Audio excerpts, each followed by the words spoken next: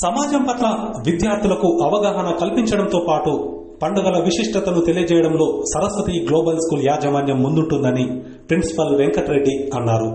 కుల మతాలకు అతీతంగా పాఠశాలలో పండుగలను నిర్వహించడం సంతోషంగా ఉందన్నారు.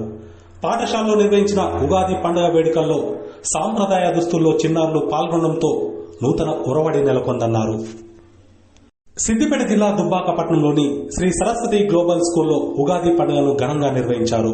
పండుగను పురస్కరించుకుని పాఠశాలలో ఉపాధ్యాయులు చిన్నారులను సాంప్రదాయ దుస్తుల్లో పాఠశాలకు తీసుకొచ్చేలా ముందుగానే ఉపాధ్యాయులు ప్రత్యేక చొరవ చూపడంతో పాఠశాలలో పండుగ వాతావరణం నెలకొంది. చిన్నారులతో కలిసి ఉపాధ్యాయులు పచ్చడి తయారు చేసి పండుగ విశిష్టతను తెలియజేశారు. రంజాన్ పండుగను సైతం ఘనంగా నిర్వహించి ఇఫ్తార్ విందును చిన్నారులకు అందజేయడం జరిగిందన్నారు. చిన్ననాటి నుండే విద్యార్థులకు పండుగల ప్రాముఖ్యతను తెలియజేసేందుకు ఇలాంటి కార్యక్రమాలను పాఠశాలల్లో నిర్వహించడం జరుగుతుందని ప్రధానోపాధ్యాయుడు వెంకటరెడ్డి వెల్లడించారు. పాఠశాలలకు చిన్నారులను సాంప్రదాయ దుస్తుల్లో పంపించి పండుగలకు సహకరిస్తున్న తల్లిదండ్రులకు, ఉపాధ్యాయుల బృందానికి ఆయన ప్రత్యేక కృతజ్ఞతలు తెలియజేశారు.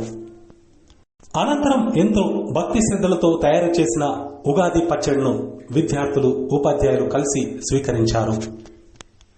సరస్వతి గ్లోబల్ స్కూల్లో ఈరోజు ఉగాది సంబరాలు జరుపుకోవడం జరిగింది పిల్లల మధ్య. ఇది మనకు హిందువులకు తొలి పండుగగా దీన్ని చెప్పుకుంటారు.